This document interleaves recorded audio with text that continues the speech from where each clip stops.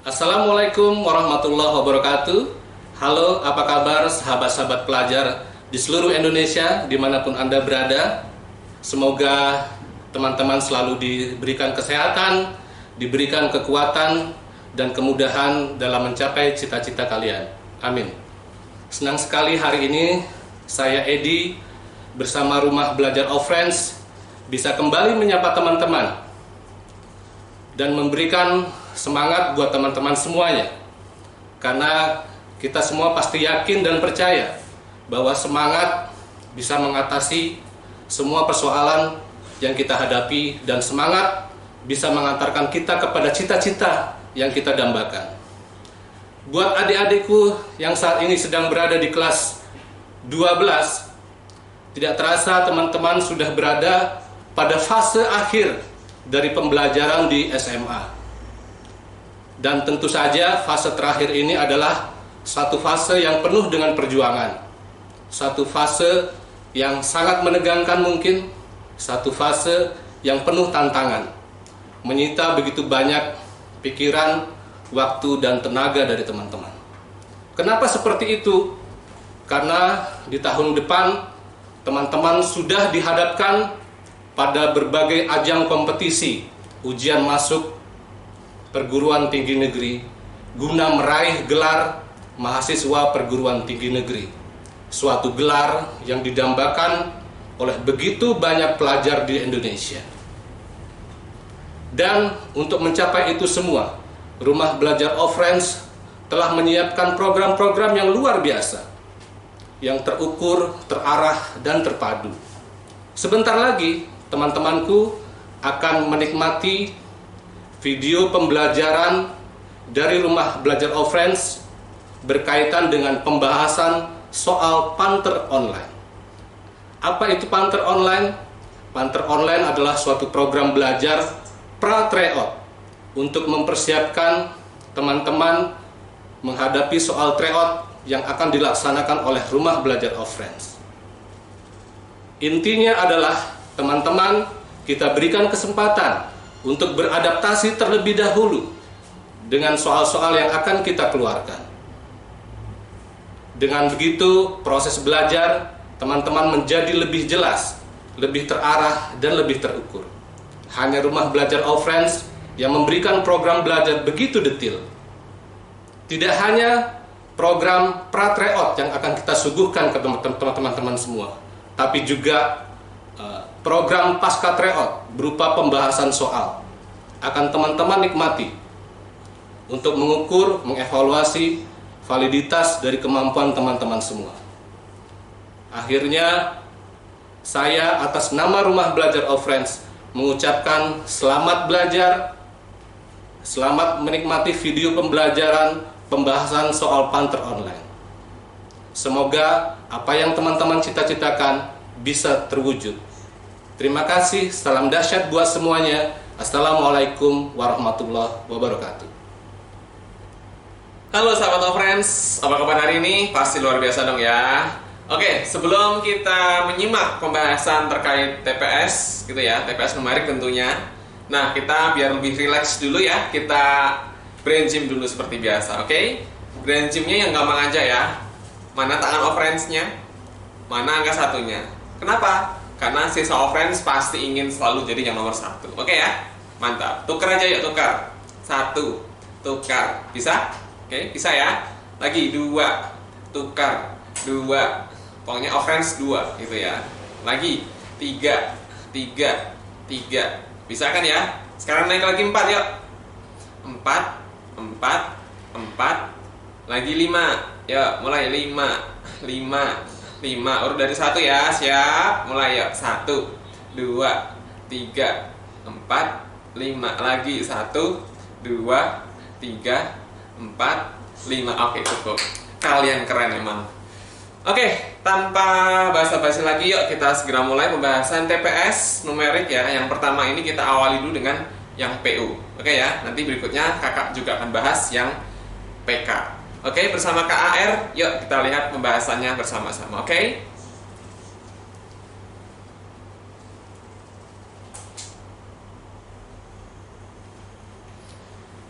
Nah, Kali ini yang pertama yang kita akan bahas dulu tentang pembahasan Panther Online TPS numerik yang PK terlebih dahulu dah. Oke ya. Oke. Nah, mungkin teman-teman masih ingat ya soalnya beberapa waktu yang lalu kan yang serius kerjakannya pasti bisa. Kakak yakin itu pasti bisa semua. Nah, sebagai contoh nih, misal nomor 1, diketahui matriks A ya, ordonya 2 x 2 di situ dia bilang.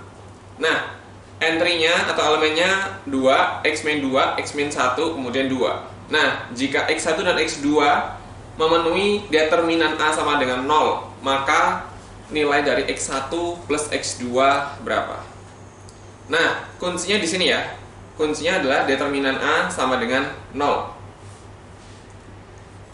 Nah, berarti determinan masih ingat ya rumusnya ya, AD min BC. Berarti 2 kali 2 gitu ya, dikurangi X min 2 dikali X min 1, ya pasti sama dengan 0 gitu ya. Atau mungkin besok kalau ketemu soal model lain dia bilang matriks singular, sama ya. Matriks singular itu matriks yang determinannya sama dengan 0. Yuk kita hitung, berarti ketemunya 4, kemudian dikurangi, yuk kita kalikan, jadinya X kuadrat begitu ya. Kemudian dikurangi 3X ditambah 2, oke, sama dengan 0. Atau kalau kita rapikan menjadi X kuadrat begitu, min 3X, betul ya. Kemudian min 2. Nah, karena pertanyaannya X1 plus X2, mungkin teman-teman perlu ingat lagi materi di persamaan kuadrat ya. Ada 2 rumus yang biasa kita harus hafal ya, yaitu X1 plus X2. Nah, X1 plus X2 itu rumusnya min B per A. Betul ya? Min B per A, sehingga minus min 3 per 1. Jadi jawabannya adalah 3. Oke ya? Jadi nomor 1 jawaban yang E. Oke, gampang kan? Gak susah dong ya, bisa semua. Oke, mantap. Oke, kita lanjut ke contoh nomor 2.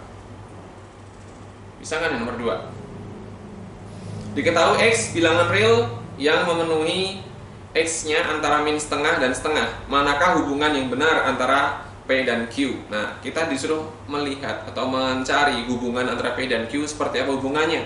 Apakah hubungan mereka baik-baik aja atau dirundung masalah? Yuk kita lihat. Nah, di sini P-nya adalah 4 pangkat X min 1 per 2 pangkat X min 1 gitu ya.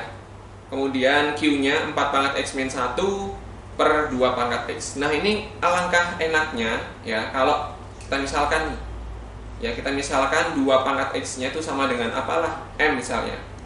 Oke, maka P-nya akan berubah menjadi apa? 4 pangkat X min 1 ini kan bisa kita tulis menjadi 2 pangkat X plus 1 dikali 2 pangkat X min 1, betul ya? Selisih kuadrat. Kemudian per 2 pangkat X min 1. Nah, ini boleh dong kita coret ya. Boleh dicoret sehingga P-nya menjadi 2 pangkat X plus 1 alias M ditambah 1. Nah, kemudian Q-nya kan sama ya pembilangnya ya, sehingga 2 pangkat X plus 1 dikali 2 pangkat X min 1. Nah, yang bawah per 2 pangkat X. Nah, kalau kayak gini gimana? Q-nya, yuk kita lihat. Atau kalau mau diubah jadi M juga boleh ya. Jadinya M ditambah 1 dikali M min 1 begitu per apa? Per M. Nah, dari sini kita lihat ya. Q-nya sama dengan M plus 1 dikali M min 1 per M. Nah, nilai M min 1 per M ini kan dia kurang dari 1 ya. Ya kan? Maka jelas nilai Q-nya pasti akan lebih kecil daripada P. Benar ya? Nah, dari sini kita bisa simpulkan bahwa P-nya pasti lebih besar daripada Q. Oke ya, paham ya? Karena nilai dari sekian ini, nah nilai dari M min 1 per M dia akan kurang dari 1, betul ya? Sehingga P-nya lebih dari Q. Oke, ini yang A.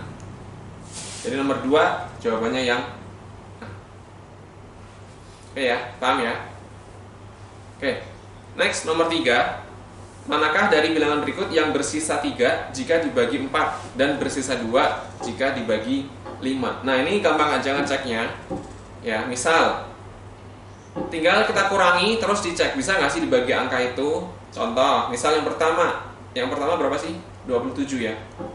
Nah, 27 coba bener nggak sih bersisa 3 jika dibagi 4?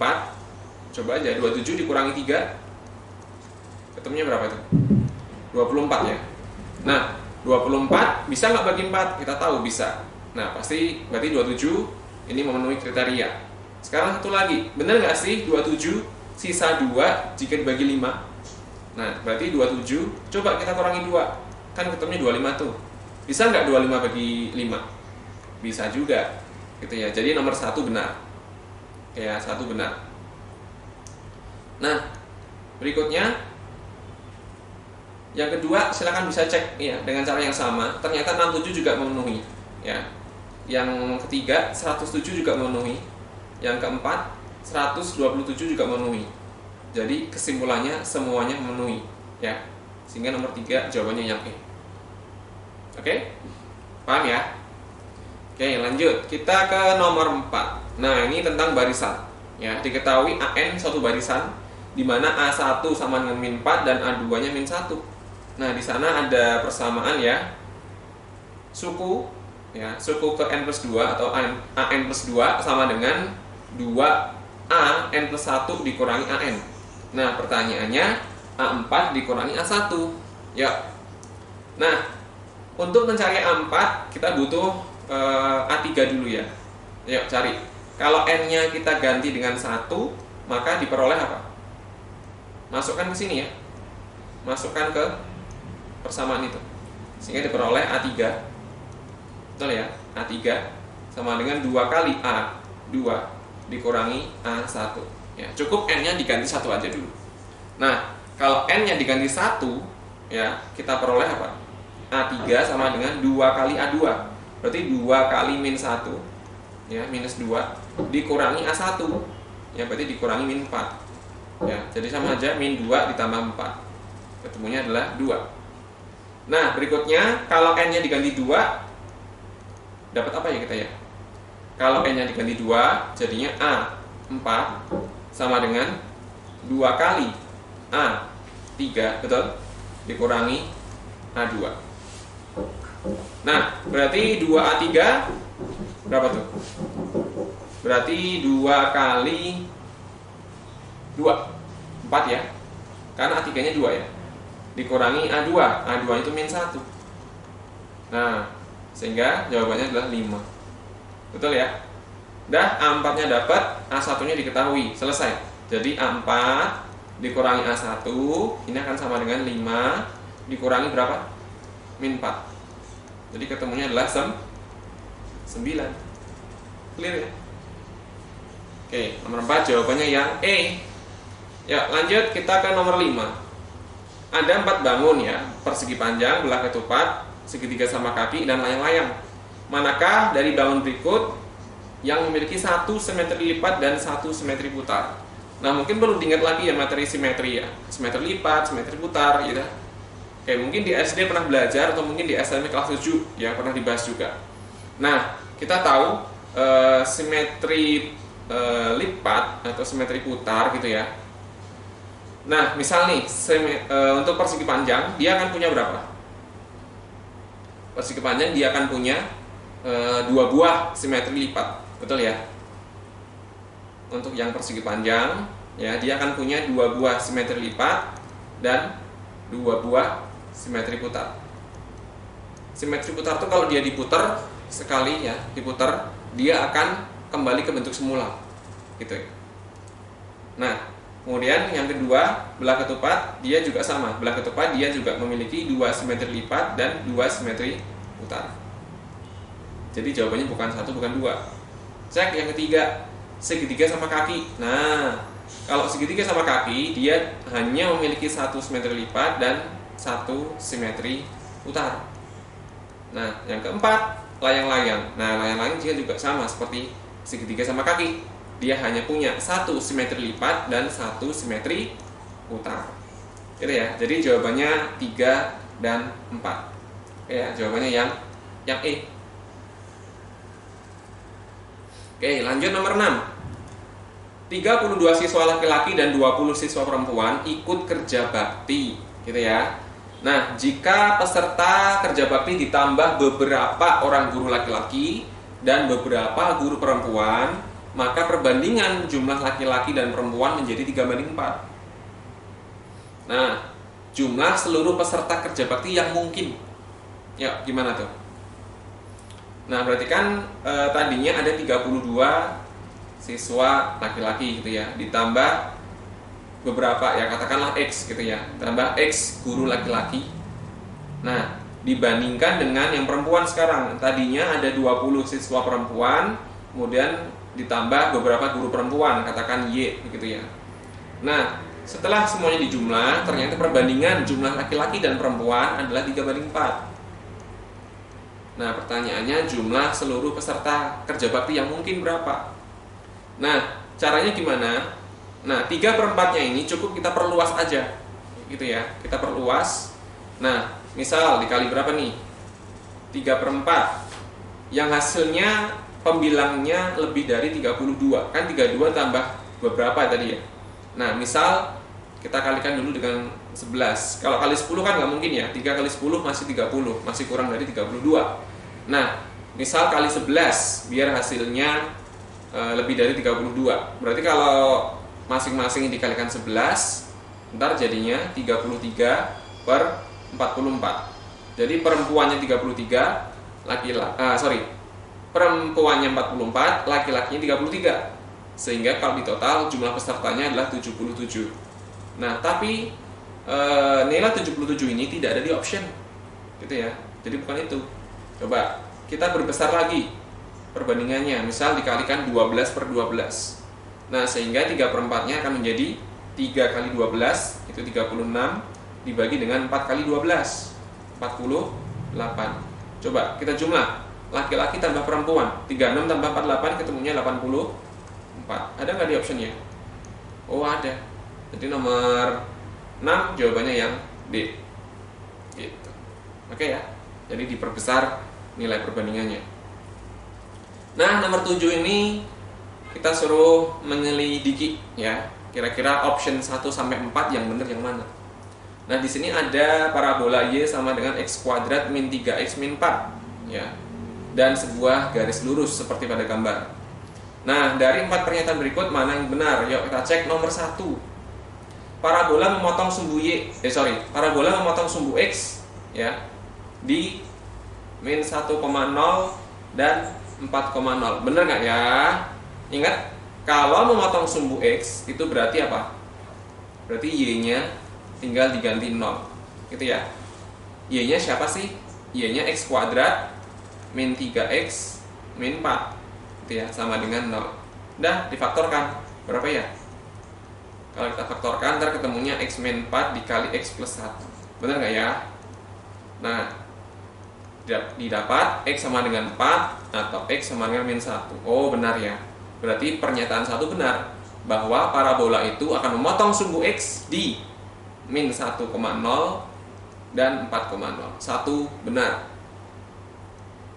Yang kedua, salah satu apsis titik potong parabola dan garis yang mungkin adalah min 1. Ini benar nggak ya? Nah, kalau kita lihat parabola itu memotong sumbu X di mana? Salah satunya di min 1,0 gitu ya. Nah, karena parabola memotong sumbu X di min 1,0, maka parabola ini tidak akan mungkin memotong garis di apsis min 1. Gitu ya. Nggak mungkin, karena parabola itu memotong di min 1 itu terhadap sumbu X. Jadi 2 salah. Nah, yang ketiga, nilai maksimum parabolanya minus 5/2. Bener nggak ya? Masih ingat mencari nilai maksimum? Oke, ini sama halnya mencari titik puncak gitu ya, yaitu ordinat dari titik puncak itu sendiri. Nah, kita cari dulu apsis dari titik puncak ya, katakanlah XP, X puncak. Itu rumusnya min B/2A. Masih ingat nggak? Ingat ya? Oke, berarti min B. B-nya berapa? B-nya itu minus 3. ya, per 2A, berarti per 2. Nah, berarti X puncaknya jadi 3/2. Nah, terus yang dinamakan nilai maksimum itu bukan X puncaknya loh ya. Yang dinamakan nilai maksimum itu adalah Y puncaknya. Jangan salah paham ya. Jadi nilai maksimumnya itu adalah Y puncaknya. Gimana caranya? Berarti X puncaknya ini cukup disubstitusikan ke Y ya. Tadi kan Y-nya X kuadrat min 3X min 4 tuh. Berarti Y puncaknya adalah 3/2 kuadrat ya kan, dikurangi 3 kali 3/2 dikurangi 4. Nah, ternyata kalau kita hitung bersama-sama nanti ketemunya bukan min 5/2. Jadi option nomor 3 bisa kita katakan salah. Nah, nomor 4, titik potong parabola dengan sumbu Y benar nggak 0, min 4? Nah, tadi kan option 1 memotong sumbu X, berarti Y-nya diganti 0. Nah, kalau option 4, titik potong parabola dengan sumbu Y. Nah, artinya X-nya sekarang yang diganti dengan 0. Kalau X-nya diganti 0, berarti Y-nya ketemunya min 4. Oh, betul. Jadi nomor 7 yang benar hanya 1 dan 4. Jadi jawabannya adalah B. Oke ya, paham ya sampai sini? Bisa dimengerti? Oke, lanjut kita ke nomor 8. Nah, di sana ada fungsi ya, f z theta p alpha q omega r itu didefinisikan dengan p dikurangi minus z ditambah r kali 2q. Nah, pertanyaannya nilai dari f 6 theta 10 alpha 5 omega 2. Nah, jangan bingung ya. Ini tinggal kita urutkan aja sesuai posisinya ini. Gitu ya. Maksudnya begini. Kan angka pertama 6 tuh, berarti 6 itu bertindak sebagai z-nya. Kemudian huruf kedua kan P, berarti 10 itu sebagai P-nya. Kemudian Q-nya itu menjadi 5 ya, dan 2-nya itu sebagai R-nya. Nah, tadi kan fungsi di atas kan didefinisikan sebagai P min Z ya kan. P dikurangi min Z ditambah R kali 2Q. P-nya adalah 10 dikurangi minus Z, berarti dikurangi minus 6 ditambah R. R-nya itu 2 dikalikan 2Q. Karena Q-nya 5, maka 2Q-nya sama dengan 10. Nah, hati-hati di sini hitungnya harus teliti ya. Jadi 16 ditambah 20. Jadi ketemunya adalah 36. Nomor 8 yang E. Oke ya, bisa dipahami ya? Bisa dong. Oke, lanjut ke nomor 9. Nah, gimana tuh nomor 9 tuh? Ada yang bisa mungkin? Bisa nggak? Yuk, kita lihat nomor 9.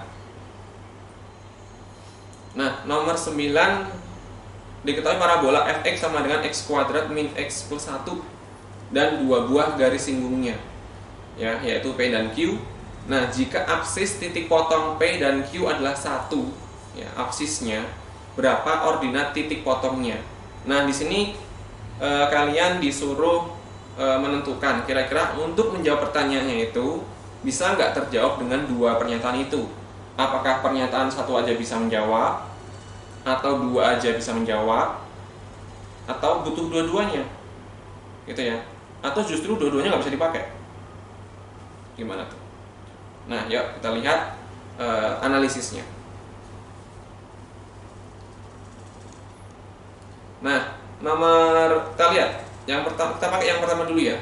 Oh iya, nomor 2 ini gradien garis P dan Q min 1, maksudnya adalah hasil kalinya ya. Hasil kali gradien P dan Q adalah min 1. Artinya apa? Ya, artinya pernyataan 1 dan 2 sama sebenarnya. Gitu ya. Nah, yuk kita lihat dari pernyataan 1 dulu. Dia bilang garis P dan Q saling tegak lurus. Nah, itu petunjuknya. Nah, masih ingat dua garis dikatakan tegak lurus jika M1 ya, gradien garis pertama dikalikan gradien garis kedua itu sama dengan min 1 ya. M1 kali M2 ini sama dengan min 1. Nah, kalau kita masih ingat di SMP dulu kita pernah belajar yang namanya persamaan garis singgung ya. Rumusnya adalah Y min Y1 sama dengan M dikali X min X1. Betul ya? Nah, yuk kita masukkan misal ordinatnya kita misalkan B aja deh. Ya, jadi titik potongnya, ya titik potong antara P dan Q kita misalkan A, B. Nah, berarti B-nya yang akan kita cari, gitu ya. B-nya yang akan kita cari. Ordinatnya adalah B. Berarti kalau dimasukkan menjadi Y min B, gitu ya, sama dengan M. M-nya berapa? Ya udah tulis aja M, gitu ya. Tulis saja M dikali X min X1. X min X1. X1 itu absisnya. Dia sudah ketahuan tuh, absis titik potong P dan Q adalah 1. Masukkan aja. Nah, berarti diperoleh Y sama dengan M dikali X min 1, itu dikali pelangi aja, jadinya MX min M. Kemudian min B pindah ruas ke kanan jadi plus B. Sehingga dapat seperti itu. Nah, karena garisnya itu menyinggung, betul ya, garis singgung. Karena menyinggung, maka diskriminan sama dengan 0. Jangan bingung ya.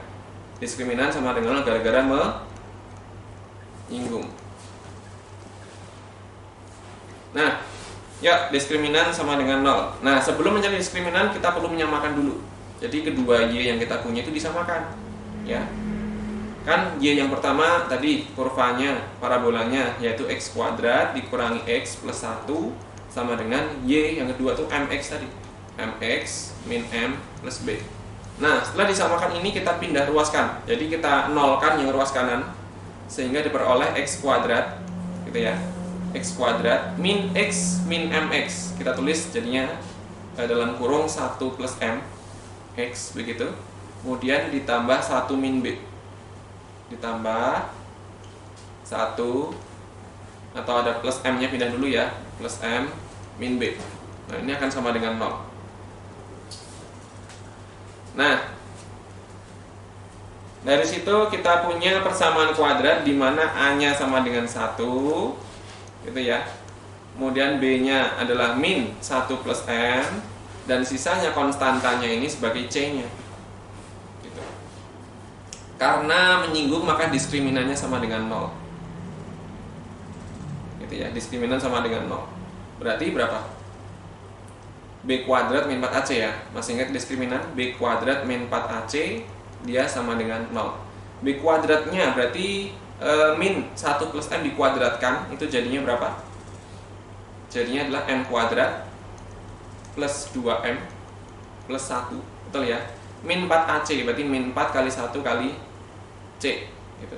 Atau berapa tuh? Min 4M ya, kita tulis saja min 4, gitu ya. Kemudian min 4M,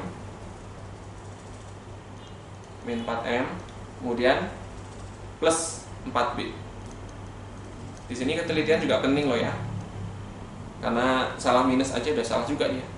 Nah, dari sini kita punya apa? Berarti jadinya M kuadrat. Yuk kita rapikan bentuknya. M kuadrat plus 2M min 4M, jadinya min 2M, betul. Nah, kemudian 1 dikurangi 4, ya itu minus 3. Minus 3 tambah 4B, atau plus 4B minus 3. Nah, dapatlah seperti ini. Ini kembali menjadi persamaan kuadrat tapi dalam M, gitu ya. Nah, karena kita tahu M1 kali M2 ya sama dengan min 1 ya. Nah, di sini di persamaan kuadrat M1 kali M2 itu sama dengan C per A. Betul ya? M1 kali M2 itu sama dengan C per A. Nah, dari sini kakak pindah aja ke atas begitu. Nah, sehingga diperoleh apa? M1 kali M2 ya kan jadinya apa? Ulang aja deh. M1 kali M2 sama dengan C per A. M1 kali M2 sama dengan min 1 sama dengan C per A. C nya itu adalah 4B min 3 per A, hanya 1, kan gitu ya.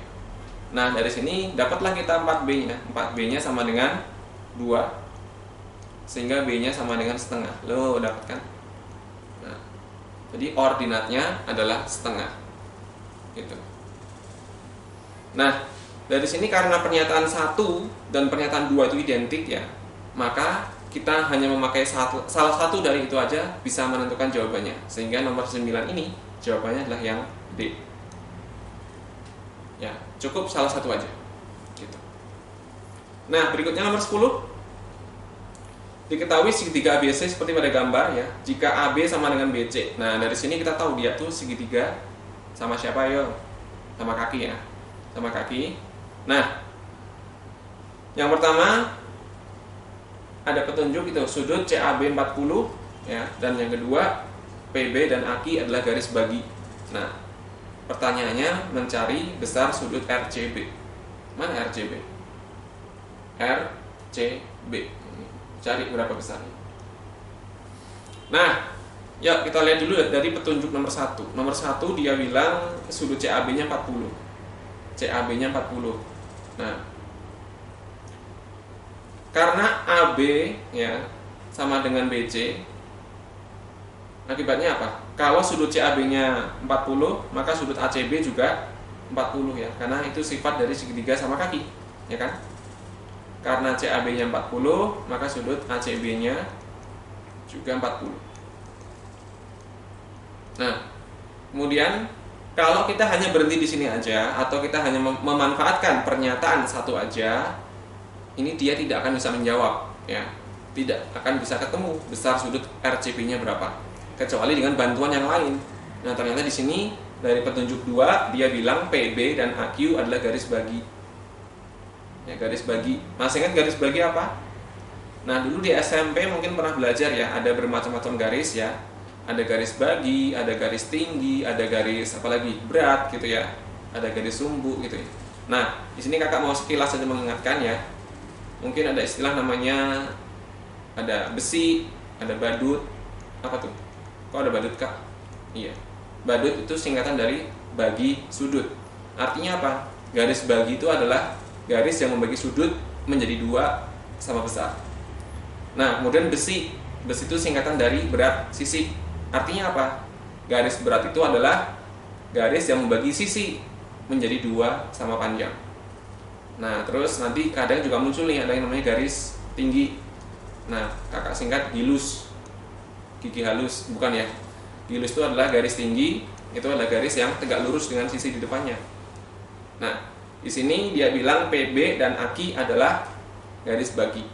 Nah, artinya apa? Garis itu akan membagi sudut menjadi 2 sama besar.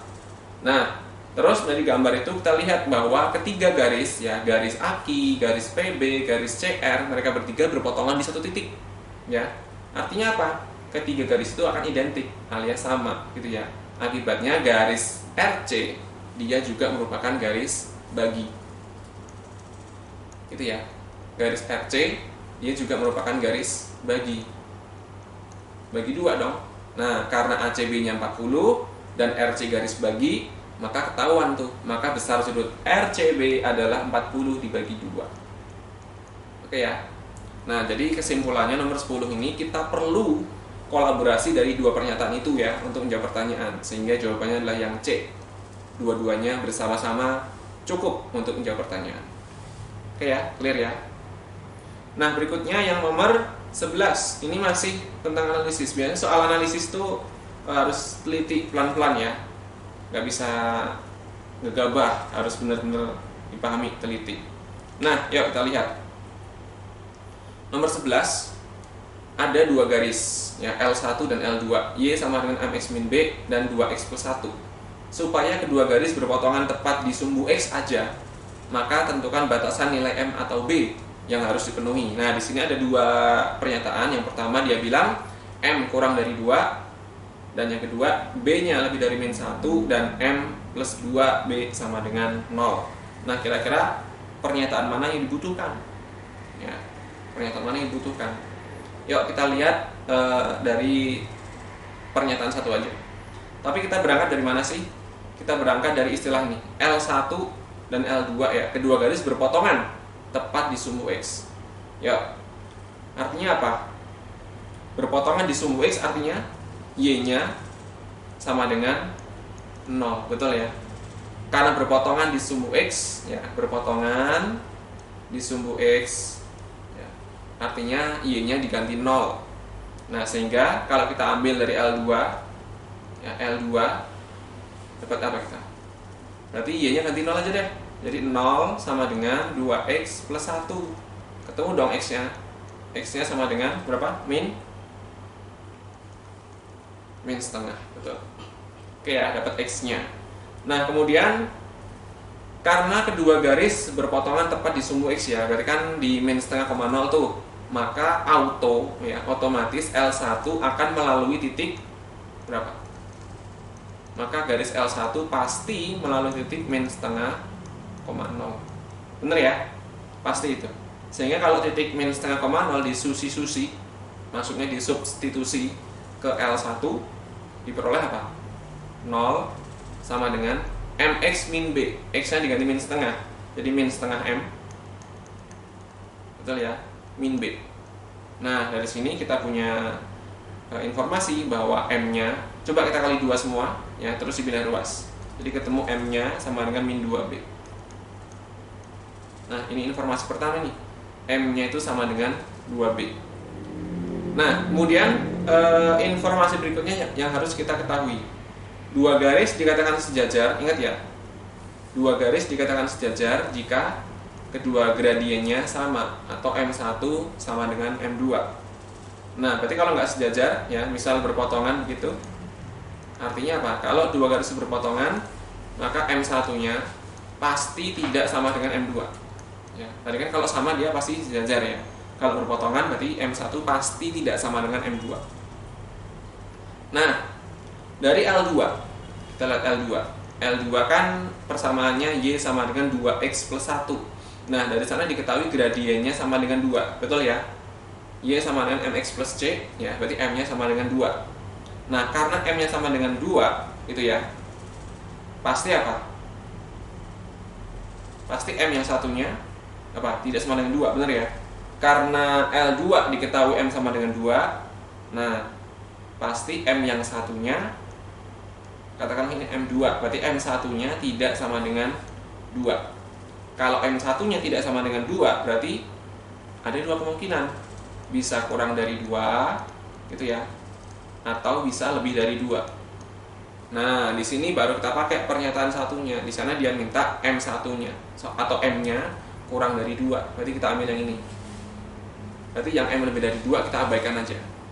Nah, kalau M kurang dari 2, sementara M-nya itu sama dengan min 2B, masukin aja, ya, sehingga min 2B, ya, atau M, dia kurang dari 2. Sehingga nilai B-nya berapa? Nilai B-nya pasti lebih dari min 1. Nah, ternyata di pernyataan 2 dia juga ketemu tuh. Gitu ya. Jadi, batasan nilai M atau B yang harus dipenuhi ya. Jadi, kita perlu kolaborasi dari dua-duanya untuk mendapatkan jawaban itu. Jadi nomor 11 bisa dikatakan jawabannya adalah yang mana? Yang C. Gitu ya. Paham ya? Oke. Next, nomor 12, ini masalah grafik aja ya. Diketahui data keuntungan 3 perusahaan KLM ya, dari tahun 2014 sampai 2018. Prediksi yang paling mungkin keuntungan ketiga perusahaan pada tahun 2019. Nah, itu urut ya. Jadi KLM, K-nya itu yang hijau misalnya, L-nya yang merah, M-nya yang biru. Nah, dari situ informasi yang paling tepat ya, dari A sampai E, yang paling tepat yang mana kira-kira? Yang paling tepat adalah yang E. Ya. Keuntungan L akan tetap naik. Kenapa? Karena kalau kita amati grafiknya ya, dari tahun ke tahun, dari 2014 sampai 2019 ya, perusahaan L itu keuntungannya selalu meningkat. Maka bisa diprediksi di 2019 pun dia juga akan meningkat. Jadi informasi yang paling tepat nomor 12 adalah yang E. Oke? Bisa dipahami ya? Tuh. Kemudian nomor 13. Suatu password terdiri dari 4 karakter dengan susunan angka huruf. Jika angka pertama ganjil, nah kita bikin slot dulu nih, kita bikin kotak-kotak dulu nih, biar kebayang. Ya, ada 4 kotak, begitu. Nah, jika angka pertama ganjil, berarti ada berapa kemungkinan? Ada 5 ya, karena bilangan ganjil ada 5. Bisa 1, bisa 3 gitu ya, atau bisa juga 5, bisa juga 7 atau 9. Jadi ada 5 kemungkinan. Nah, kemudian huruf ya, angka pertama ganjil udah. Kemudian angka kedua adalah salah satu dari 0, 2, 3, 4, 5, 6. salah satu dari 6 angka, berarti ada 6 kemungkinan. Nah, ini angka kedua ya. Kemudian huruf pertama bukan A, karena huruf yang kita tahu ada 26 kan, dia mintanya bukan A, berarti ada 25. Nah, ini yang bukan A, gitu ya, yang bukan A. Nah, sementara huruf kedua adalah Q. Huruf kedua harus Q, berarti hanya ada satu kemungkinan, yaitu Q itu sendiri. Jadi total kemungkinan password yang dapat dibentuk tinggal kita kalikan semua. 5 kali 25 kali 6 kali 1, ya, ketemunya adalah 750. Ya. Oke. Lanjut nomor 14. Nah, 14 di sana ada sistem, ya, fungsi. Fx kuadrat min 6fx sama dengan min 8. Yang kedua, fx sama dengan setengah x. Nah, itu tinggal kita susi-susikan aja, dimasukkan aja, gitu ya. F kuadrat x berarti setengah x itu kita kuadratkan ya, berarti setengah x kuadrat min 6fx berarti min 6 dikalikan fx berarti dikali setengah x, ya kan, sama dengan min 8, atau min 8 pindah ruas saja, jadinya plus 8 sama dengan 0, begitu. Nah, kalau kita kuadratkan itu menjadi 1/4 x kuadrat, betul ya, min 3x plus 8 itu sama dengan 0. Nah, supaya tidak ada pecahan, kita semuanya ini kalikan 4, sehingga diperoleh x kuadrat min 12x plus 32 sama dengan 0. Udah, kalau difaktorkan, ada yang bisa bantu? Berapa nih hasil pemfaktorannya? Ya, berapa hasil faktorannya? X min 4 gitu ya, sama X min 8. Betul ya? Sehingga ketemu X-nya sama dengan 4 atau X-nya sama dengan 8. Jadi nomor 14 ini jawabannya yang 4 atau 8 yang mana? Yang D. Oke, EZ ya. EZ. Lanjut ke nomor 15. Nah, ada 9 orang ya dapat menyelesaikan suatu pekerjaan dalam 48 hari. Jadi 9 orang begitu dapat menyelesaikan proyek selama 48 hari. Nah, jika diinginkan pekerjaan tersebut selesai 3 minggu lebih cepat, 3 minggu berarti 3 kali 7, 21 hari lebih cepat. Artinya proyek itu harus selesai dalam waktu 48 dikurangi 21. Berapa tuh? 27 ya. Oke. Nah, tadinya 9 orang bisa selesai dalam waktu 48 hari. Nah, tapi karena suatu hal, proyek itu harus selesai dalam waktu 27 hari. Otomatis kan jumlah orangnya harus ditambah dong. Ya, supaya lebih cepat selesai. Nah, berarti ini perbandingan berbalik nilai ya. Jadi X-nya adalah ya, karena menurut logika kita ya, menurut nalar kita, X-nya itu lebih banyak ya. Jadi X-nya sama dengan yang banyak dulu nih. 48 sama 27 kan banyak 48 ya. Jadi 48 baru yang sedikit. 48 per 27 dikali orangnya. Gitu ya. Jadi sama dengan berapa tuh? Coret aja, 9-nya habis, ini 3 betul. 48 bagi 3 ketemunya 16. Loh kok nggak ada jawabannya Kak? Ya karena dilihat pertanyaannya. Diteliti pertanyaannya. Maka perlu ditambah berapa orang? Tadinya ada 9 orang gitu ya. Karena harus dipercepat, maka orangnya butuh 16. Jadi harus ditambah berapa orang? 7. Gitu ya. Jadi perlu tambahan sebanyak 7 orang. Jadi jawabannya yang C. Nomor 16 gimana? Bisa nggak 16? Ya, kita lihat. Kemampuan terbang suatu drone tiap tahun menurun ketinggiannya pada rentang 0,5 meter hingga 0,8 meter. Nah, pada tahun pertama, drone tersebut dapat terbang dengan ketinggian maksimum 365 meter. Nah, kita suruh membandingkan antara P dan Q. P-nya itu 636,8, Q-nya itu adalah ketinggian di tahun keempat. Nah, kira-kira lebih besar yang mana nih? Nah, Q-nya kan tahun keempat ya, ketinggian di tahun keempat. Artinya apa? Berkurang kan? Berarti 365, betul ya? 365 itu dikurangi 4 kali penurunannya tiap tahun, betul ya? Dikurangi penurunan tiap tahun. Penurunan paling kecil itu adalah 0,5 meter. Penurunan paling besar itu 0,8 meter. Nah, sehingga nilai Q itu pasti juga terletak pada suatu rentang gitu ya. Nah, berarti nilai dari Q ya, batas kirinya, batas bawahnya itu pasti 365 dikurangi 4 kali 0,8 ya, yang pengurangnya paling gede.